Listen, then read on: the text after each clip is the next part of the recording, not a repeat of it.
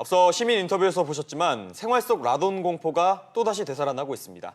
이 대진 침대에서 라돈이 검출된 이후 이 사태가 수습도 마무리되기 전에 이번엔 침구 세트에서 라돈이 검출된 건데요. 네, 도대체 생활 속에서 쓰는 제품 무엇을 믿고 써야 할지 모르겠다라는 소비자들의 분노와 불안이 점점 더 커지고 있습니다. 자세한 내용 CNI 소비자연구소 조윤미 대표와 짚어보겠습니다. 어서 오세요. 어서 오십시오. 안녕하세요. 네, 자 먼저 이번에 문제가 된 까사미아 침구류 네, 사태부터 네, 네. 좀 짚어볼게요. 네. 여기에서 어떤 제품이 좀 문제가 된 건지 좀 소개 좀 해주시죠. 까사미아에서만 이제 토퍼라고 하는 건데요. 예. 그러니까 이제 밑에 깔은 침대 매트리스 위에 깔고 그다음에 베개로 사용하는 그 침구류에서 이제 기준치를 초과하는 그런 이제 방사선이 이제 검출이 된 건데요. 이거는 지금 2011년 4월부터 11월까지 한 홈쇼핑을 통해서 한시적으로 판매된 제품이고 제조원이 우성우레탄으로 되어 있습니다. 그래서 까사미아 홈페이지에 들어가시면 해당 제품에 대해서 정확하게 게재를 지금 하고 있는 상태에 있습니다. 네. 사실 이게 전문가가 아닌 이상 네네. 이 제품에서 이제 라돈이 검출됐다라는 게 이게 어느 정도 심각한지를 잘 알 수가 없는 게 이번에 이제 원한이가 그 업체가 제공한 이 13개 제품의 이제 시료를 분석을 했더니 13개 시료 중에서 네네. 3개의 시료에서 연간 픽폭성량이 1밀리시버트 초과가 됐다. 자, 이게 1밀리시버트 초과. 이게 의미하는 게 어느 정도로 심각하다라는 걸 의미하는 거죠? 그 밀리시워트라고 하는 예. 것이 그러니까 전구로 보면은 우리가 와트가 있고 룩스가 있잖아요. 그렇죠. 그래서 전구 자체에 표기되어 있는 건 와트고 그다음에 어느 정도 밝은지 표기하는 게 룩스인데 이 방사선 그 자체 방사능을 방출하는 그 물질 자체에 붙는 단위는 베크렐이라고 하는 단위입니다. 그리고 이제 그 방사선이 어느 정도 노출이 돼서 인체에 흡수되는지를 계산해가지고 나오는 단위가 이제 시버트라고 하는 단위인데요. 네. 일반적으로 미리시버트라고 하는 단위를 쓰고 있습니다. 근데 국제 방사선 방어위원회라고 하는 곳에서 일반 성인이 1년 동안 노출되는 정도 중에 이 정도 이하면 안전하다라고 기준을 정한 게 1밀리시버트예요. 그러니까 인위적으로 추가되는 정도의 방사선 피폭은 1밀리시버트를 넘지 말라라고 하는 권고를 하고 있는 거고요. 네. 현재 우리나라에서도 그 기준에 의거해서 지금 가공 제품에 대한 기준을 정하고 있습니다. 그럼 1밀리시버트가 어느 정도 되느냐? 네. 우리가 이제 엑스레이 일반적으로 엑스레이 촬영하게 되면 방사선에 노출이 되잖아요. 그렇죠. 그럴 경우에 보통 한 0.01에서 0.03 정도. 그다음에 CT 촬영할 때는 양이 좀 많은데 그 경우에는 보통 1에서 어느 부위를 하느냐에 따라서 막 20까지 차이가 나는데요. 가슴 CT 촬영할 경우에는 거의 한 10mSv 정도가 나오니까 굉장히 많은 양의 네. 피폭이 많이 된다고 나오네요. 볼 예. 수가 있고요. 그리고 자연에도 기본적으로 그 방사선이 항상 존재합니다. 그래서 네네. 평균적으로 지구에 있는 방사선 양이 한 2.4mSv 정도 돼요. 그러니까 1이라고 하는 것은 거의 이제 특별히 건강상의 위해를 일으킬 정도는 아니지만 기본적으로 우리 생활 환경에 생활 방사선이 존재하기 때문에 인위적으로 제품에 의해서 추가되는 것은 1을 넘지 않도록 하는 게 좋겠다. 이렇게 얘기하는 거고요. 실질적으로 아주 직접적 영향, 그러니까 건강에 아주 치명적인 직접적 영향을 일으킬 정도면은 100mSv를 넘어야 된다. 이렇게 과학적으로 얘기를 하고 있습니다. 그러니까 사실 이번에 검출된 정도가 7년 동안 계속 이 제품을 사용했다라고 하면은 한 1.52mSv 정도를 계속 노출됐다라고 볼 수가 있는 건데요. 예. 그 정도면 지금 당장의 뭐 발암 가능성이라든가 하는 것들은 그렇게 높지 않으니까 너무 큰 우려를 하지 않으셔도 되지 않을까 이런 생각이 듭니다. 그렇군요. 네. 그런데 지난번 대진 침대 사태 때도 네네네. 그렇지만 이 라돈을 검출한 게 네. 회사도 아니고 당국도 아니고 바로 소비자였다고 소비자였죠. 하더라고요. 근데 네네. 이번에 까사미아도 소비자가 제보를 처음 소비자였습니다. 했다면서요? 그래서 간이 측정기로 측정을 해봤더니 이제 라돈이 그 검출이 되니까 예. 어떻게 된 거냐라고 해서 방송사에 지난번 대진신당 같은 경우는 그걸 방송사에 제보해서 방송사에서 이제 보도를 하면서 이제 불거졌고요. 그렇죠. 이번 같은 경우에는 그 대진침대 사건 이후로 소비자들이 불안하니까 그 간이 측정기를 구매해서 측정해 보신 분들이 굉장히 많았어요. 네. 그분 중에 이제 어떤 분이 이제 이 제품을 해보니까 실제로 굉장히 많이 피폭이 된다라고 하는 사실을 알고 예. 그것을 까사미아 회사에 제보를 하게 됩니다. 그래서 회사에서 그 원자력 안전위원회 원안위에 우리가 이런 제보를 받았다라고 보고를 하게 되고요. 그래서 원안위가 정밀 측정을 하게 돼서 13개 제품 중에 3개 제품, 그러니까 토퍼 이렇게 밑에 까는 제품에서는 네네. 2개, 베개에서 하나 이렇게 해서 나오게 된 겁니다. 예. 네네. 그러니까 다 이제 소비자들이 이제 측정해가지고 아. 하게 되고요. 이 측정기가 지금 불티나게 팔리고 있답니다. 그래서 워낙 주문이 많아서 2달치가 밀려 있다 그래요. 소비자들이 그만큼 불안해하는 것이죠. 예. 네네.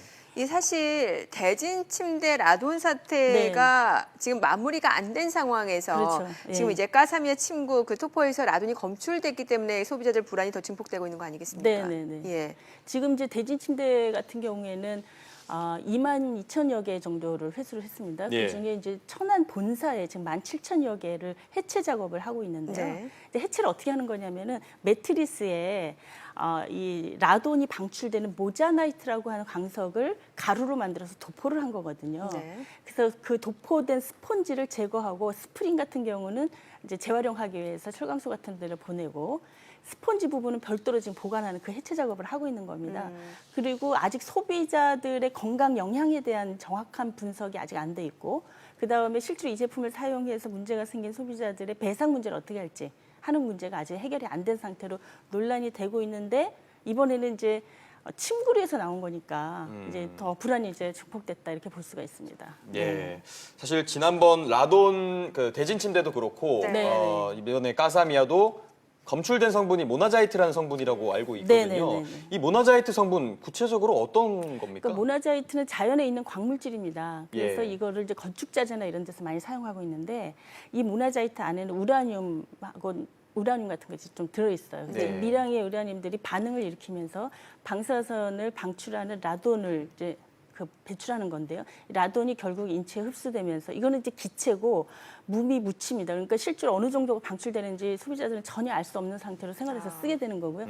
이 라돈이 결국은 1급 발암물질로 이제 폐암을 일으킬 가능성이 있다 이렇게 보는 겁니다. 네. 그래서 이제 이 라돈이 방출되는 제품이 어느 정도 있느냐. 그럼 모자나이트 자체를 뭐 자연에 있는 물질이기 때문에 해결하기는 어렵지만 방출되는 라돈을 생활 공간에서 나오지 않도록 제어하는 거 이런 것들은 이제 굉장히 중요한 부분이고요. 네. 이 라돈을 통제하기 위해서 각 국가 특히 유럽이라든가 스위스 뭐 이런 데서는 국가적인 단위의 그 전략을 수립해서 계속적으로 생활에서의 노출을 줄이기 위한 작업들을 하고 있는 중에 있는데 우리는 이제 그 작업이 아직 체계화되지 않으면서 여러 생활 제품에서 라돈으로 인해서 발생되는 방사선 피폭량이 기준치를 계속적으로 넘어가고 있는 이런 상태에 있는 것이죠.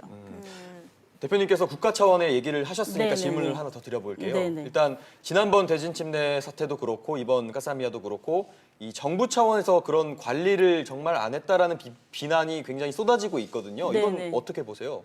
그러니까 실제로 이제 그 모자나이트 자체를 통제하기는 굉장히 어려워요. 왜냐하면 다양한 데서 사용하고 있기 때문에 예. 정말 중요한 것은 이제 피폭량을 조절하는 건데 그래서 현재는 원안위에서도 생활 공간에서 방사선 노출은 1mS를 초과하지 않도록 하는 가공 제품의 기준치를 관리를 하고 있는 겁니다. 그런데 원료 물질을 수입하는 기업에 대해서는 원안위가 통제를 하고 있어요. 그래서 수입량을 보고받는다든지 하고 있는데 가공 제품에 대한 것들은 별도로 보고 체계가 마련돼 있지 않아서 어느 정도가 국내 유통되고 있는지에 대한 파악이 실제로 어려웠다라고 하는 한계가 있었던 거고요. 예. 그래서 이 부분에 있어서 이제 법을 좀 개정해서 이제 구체적으로 제어할 수 있는 방식을 만들겠다 이렇게 지금 얘기를 하고 있는 거고요.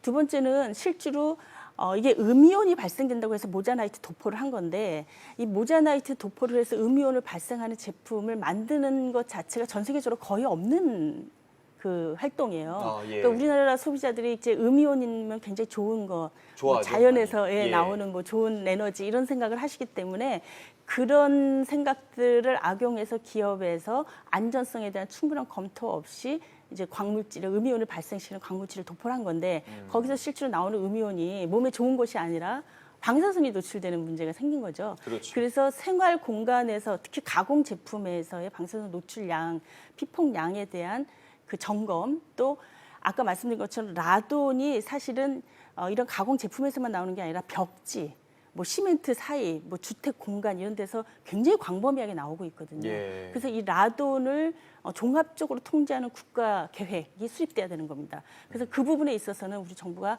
좀 다른 나라들의 대응에 비해서 좀 늦어졌다. 예, 그래서 지금이라도 발빠르게 그 통제를 해야 되는 거고요. 그리고 라돈은 지금 반감기가 한 3.8일 정도 됩니다. 그러니까 네네. 한 번 네. 발생한 라돈은 한 3, 4일이 지나면 제거된다. 반으로 준다. 이렇게 보시면 될 것 줄어든다는 같아요. 말씀이시죠? 줄어드는 거죠. 그래서 라돈을 줄이기 위해서 가장 좋은 방식은 환기입니다. 환기. 예, 이게 예. 기체이기 때문에 기체여서 폐로 흡입이 되는 거기 때문에 환기를 충분히 시킨 공간에서는 같은 제품을 쓰더라도 라돈에 의한 피해가 적은 거고 환기가 잘 안 되는 지하라든가 뭐 이렇게 습기가 많이 차 있는 곳이라든가 이런 곳에서는 같은 양이라도 라돈에 의한 피해가 훨씬 더 큰 거거든요. 예. 그래서 이 생활 공간의 관리도 역시 문제가 되는 겁니다. 그래서 이에 대한 정보들을 충분하게 체계적으로 소비자에게 제공하는 거 이런 것들이 필요한 것이죠. 네. 자, 그런데 문제는 지금 뭐 침대, 침구, 네네. 그러니까 깔고 덮고 하는 거 말고도 생활 속에서 이 모나자이트를 사용하는 제품이 엄청나게 많다는 엄청나게 거 아니겠습니까? 많습니다. 예. 지금 원한이가 발표한 건 66개 회사에 모나자이트를 공급했다 이렇게 하고 있고요. 네. 예를 들면은 요새 미세먼지 때문에 마스크 많이 쓰시잖아요. 네. 거기에 이제 이 모나자이트를 도포해가지고 마스크 제품으로도 쓰고 있고요. 그리고 이제 뭐 장갑이라든가 이런 네. 생활용품들에도 굉장히 많이 활용이 돼 왔던 거예요. 그러니까 이것이 이제 좋은 에너지를 방출한다라고 하는 것 때문에 섬유에도 도포를 하고 각종 생활용품에 도포를 한 것이죠. 그러니까 이런 정도의 위해성에 대한 파악이 전혀 안 돼 있었다라고 하는 걸 우리가 알 수가 있는 거고요. 그리고 실제로 이런 것들을 도포한 제품들이 KS 마크도 받았고 환경부로부터 친환경 제품 인증도 받았고요. 네. 그리고 이제 그 특허를 받은 제품도 있어요. 네. 그러니까 우리가 이제 이번에 이런 모나자이트로부터 나오는 미량이지만 나오는 라돈이 실제로 그 기준을 초과할 수 있는 정도 양까지 방출된다라고 하는 것을 이제 이번에 제대로 알게 된 것이죠. 그러니까 종합적인 이런 대책들이 필요한 것 같습니다. 네. 다음으로 유통 구조를 좀 짚어볼게요. 네네네. 사실 제조원을 보니까 우성우레탄, 우성우레탄. 뭐 이런 네. 회사라고 적혀 있더라고요. 네네. 그런데 이 제조원을 우성우레탄으로 보면 가사미야가 OEM을 준 거라고 볼 수 있을까요? 그렇죠. 예, 가사미야가 이제 여러 회사에 OEM을 주는데 그 중에 한 회사가 우성우레탄이었던 거고 예. 더 심각한 문제는 저 여기에 있다고 생각하는데 우성우레탄이 모나자이트를 제품에 도포한다는 사실을 가사미야 본사 측에서는 몰랐다는 거예요. 아, 왜 그렇죠? 그러니까 그 제품을 제조하는 공정에 대해서 OEM을 준 기업이 거의 통제하거나 관리하지 않았다라고 보여주는 거고 이게 훨씬 더 심각한 문제 아닌가. OEM은 다양한 업체에 줄 수가 있고 중소기업들이 OEM을 받아서 제품을 생산할 때 본사가 그러니까 우리는 가사미야라고 하는 제품을 보고 그 회사가 잘 제품을 만들었을 것이라는 걸 믿고 소비자들은 구매하는 거잖아요. 그렇죠. 그러니까 브랜드를 관리하는 업체가 OEM 받아서 생산한 제조업체의 안전관리 기준을 잘 지키는지 공정에 있어서 철저하게 약속된 대로 하는지에 대한 것들을 체크할 필요가 있는 건데 그 부분이 제대로 안 되고 그냥 물건을 제조하는 걸 그냥 맡겨버린 거예요. 그래서 실제로는 파악이 안 돼 있었다라고 하는 것이죠. 네. 결국 말씀하신 것처럼 하청에 하청을 네네. 주면서 이런 문제가 발생했다 뭐 이런 거라고 볼 수 있을 네네. 것 그렇죠. 같은데. 하청은 줄 수는 있는데 줄 때 제품의 안전성에 대한 책임을 누가 질 것인가를 명확히 네. 할 필요가 있는 것이죠. 그래서 그것은 분명히 브랜드를 달고 판매하는 회사의 책임입니다. 기본적으로. 예. 그 회사는 어떤 경우에도 제조 과정이 약속된 대로 가지 않는지, 안전에 문제가 없는지, 어떤 것들을 성분에 사용하고 하는지에 대해서 굉장히 철저한 공정 관리를 해야 될 책임이 있습니다.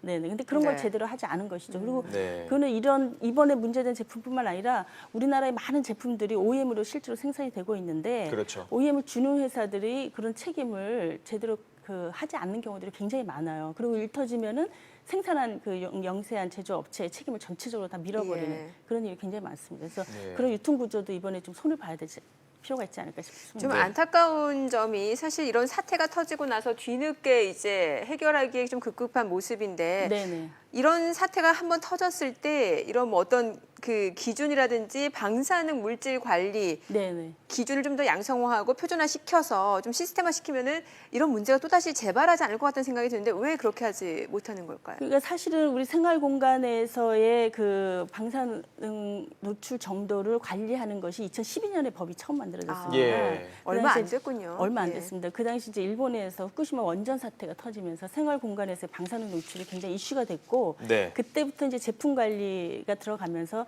생활 공간에서도 생활 방사선에 대한 관리가 이제 시작이 된 건데 사실은 이제 방사선을 아까도 이제 자연 그 자체에도 방사선이 존재한다고 말씀드렸잖아요. 굉장히 다양한 루트를 통해서 방사능 노출이 되거든요. 예를 들면 사람 몸에서도 방사선이 나와요. 네.